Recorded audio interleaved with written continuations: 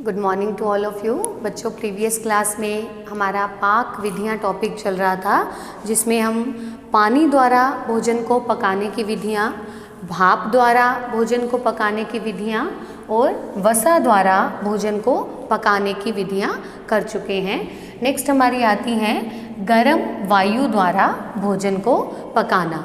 गर्म वायु द्वारा या सूखे ताप द्वारा भोजन को पकाने की जो विधियां हैं वो हैं भूनना, ग्रिलिंग, बेक करना और माइक्रोवेव करना। सबसे पहला मेथड है हमारा भूनना। भूनना भी बच्चों दो प्रकार का होता है, एक होता है प्रत्यक्ष भूनना और एक होता है परोक्ष भूनना।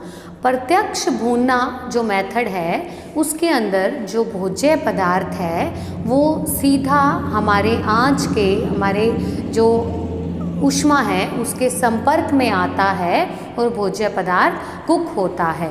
वो सीधा ऊष्मा के ऊपर रखा जाता है, हमारे जो आंच है उसके ऊपर रखा जाता है और उसके टच में आकर के कुक होता है।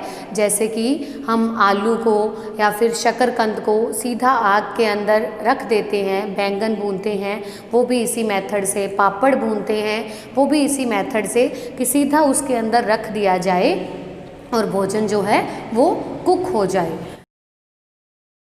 दूसरा आता है हमारा परोक्ष मेथड। परोक्ष मेथड के अंदर हम भोज्य पदार्थ को सीधा ऊष्मा के संपर्क में नहीं लाते हैं, आग के संपर्क में नहीं लाते हैं, बल्कि इसके बीच में कोई ना कोई मीडियम होता है। जैसे कि रेत के अंदर अगर हम मूंगफली या चने डालकर भूनते हैं, नमक के अंदर कुछ डालकर भूनते हैं, या फिर हम तवा को या कढ़ाई को माध्यम बनाकर कुछ भूनते हैं, कढ़ाई में सूजी डालकर भूनते हैं, या तवा के अंदर हम तवा रखकर उसके ऊपर चपाती सेकते हैं, तो वो मेथड भूनना का परोक्ष मेथड आ जाता है, जिसमें जो आंच है वो सीधे भोज्य पदार्थ के संपर्क में ना आए बल्कि बीच में कोई एक मीडियम हो। तो भूनना, भोज्य पदार्थ को सूखे ताप में भूनना, सीधा ऊष्मा के संपर्क में लाकर भूनना। लेकिन दो मेथड, प्रत्यक्ष और परोक्ष। प्रत्यक्ष मेथड में भोज्य पदार्थ सीधे आग के संपर्क में आएगा, जबकि परोक्ष मेथड में सीधे संपर्क में ना आकर बीच में कोई ना कोई माध्यम होगा, मीडियम होगा। नेक्स्ट आता है ग्रिलिंग। ग्रिलिंग जो मेथड है इसमें भोज्य पदार्थ जो है आंच के सीधे संपर्क में नहीं आता, बल्कि उससे दूरी बनाकर ऊपर उसको रखा जाता है और वो भूना जाता है। जैसे आप लोगों ने जो है पनीर टिक्का भूनते हुए कई बार देखा होगा कि पनीर टिक्के को एक जो है सलाई के अंदर पनीर को डाल करके उसे आग से थोड़ा ऊपर रख करके भूना जाता है, तो वो मेथड ग्रिलिंग का कहलाता है। ग्रिलिंग मेथड भी, इसके लिए आजकल ग्रिलर भी आने लग गए हैं, जिसके अंदर भोज्य पदार्थ को रख दिया जाता है तो वो ऊष्मा के सीधे संपर्क में ना आकर थोड़ा सा ऊष्मा से दूरी होती है, जो आंच है उससे दूरी होती है और भोज्य पदार्थ पकता है।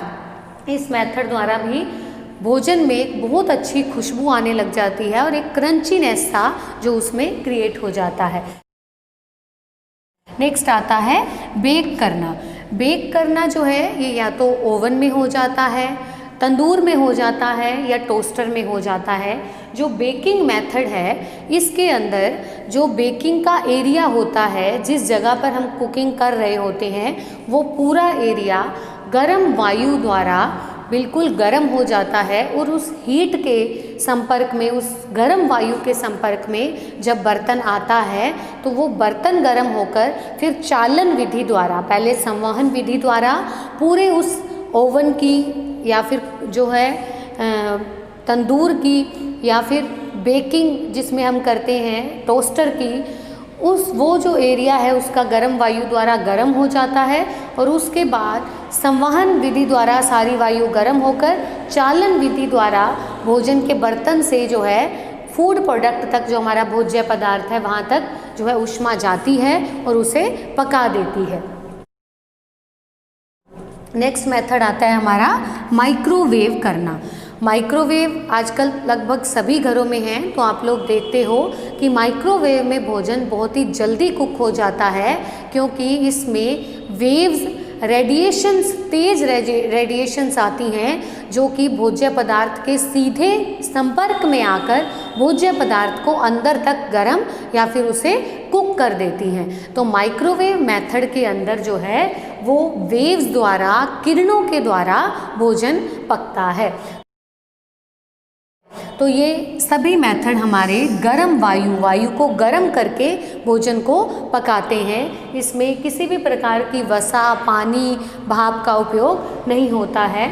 इस विधि का सबसे जो है बढ़िया लाभ जो है वो यही रहता है कि भोजन में एक अलग सी खुशबू आने लग जाती है, भोजन आकर्षक हो जाता है, साथ ही उसमें पोषक तत्व भी बने रहते हैं क्योंकि किसी भी प्रकार की वसा और पानी का उपयोग नहीं होता जिसमें कि पोषक तत्व उनके अंदर चले जाएंगे, पोषक तत्व बने रहते हैं, सूक्ष्म जीव पूर्णतः नष्ट हो जाते हैं क्योंकि भोजन सीधा ऊष्मा के संपर्क में आ गया और साथ साथ भोजन जो है उसकी खुशबू बहुत अच्छी आती है और भोजन आकर्षक हो जाता है। तो ये थी हमारी पाक विधियाँ। पाक शास्त्र जो है बच्चों वो एक कला भी है, विज्ञान भी है। हमने इतनी सारी विधियाँ पढ़ी हैं तो हमें इसमें समझ आ गया कि वो एक प्रकार की आर्ट भी है, एक कला भी है जिसके द्वारा हम भोजन को भिन्न भिन्न विधियों द्वारा पका सकते हैं, उन्हें आकर्षक रूप से सर्व कर सकते हैं, परोस सकते हैं और साथ साथ विज्ञान के द्वारा हम उसके पोषक तत्वों को बनाए रख सकते हैं और न्यूट्रिटिव वैल्यू, उसकी पोषण वैल्यू को उसकी बढ़ा भी सकते हैं। तो पाक शास्त्र एक कला और विज्ञान है। इन विधियों का उपयोग करके हम पाक जो है विधियाँ, इनका उपयोग करके भोजन को अच्छे से पका करके कला और विज्ञान का उपयोग करके उसे सर्व कर सकते हैं। तो नेक्स्ट क्लास में हम नेक्स्ट टॉपिक करेंगे। Thank you.